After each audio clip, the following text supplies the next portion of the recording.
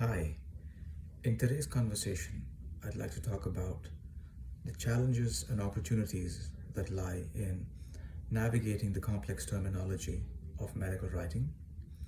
As many of you already know, when you come into medical writing, you are going to be flooded and perhaps overwhelmed or inundated with new medical terminology that you need to know. You not only need to know it, but you also have to find a way to explain it to others who may not have that knowledge.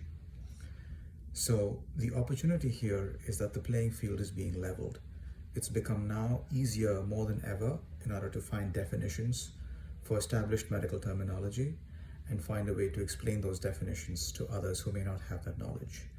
For instance, it's become easier to look up information, not only in text format, but also in terms of videos and other mechanism of action graphics, which can help a medical writer in further understanding a scientific process or perhaps a medical process or a medical procedure, and using the right terminology to explain that procedure to someone else who's coming into it with very little knowledge of medicine or science.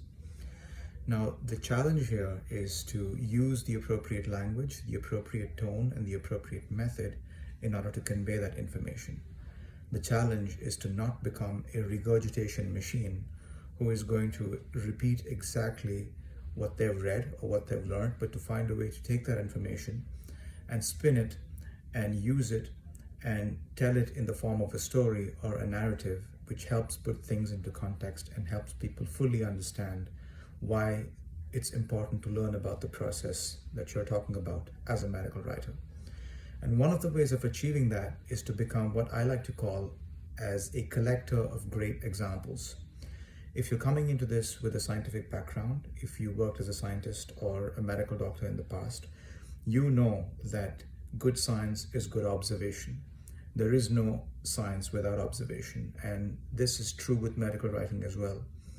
Good medical writing is really based on your ability to observe the writing of others, to collect as many examples as possible, put them down in a book. It could be an electronic notebook or even a physical notebook, where you collect phrases, sentences, key terms, the way in which someone has articulated something, the way in which someone has expressed their thoughts and simplified the science without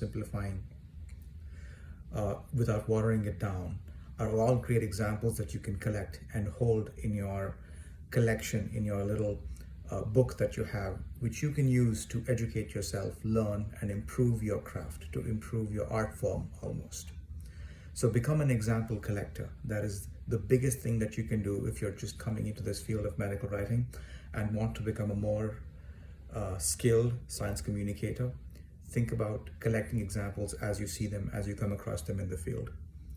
That's the only message that I'd like to convey to you today in terms of opportunities and challenges for navigating the complex terminology of medical writing. So think about that, and all the best.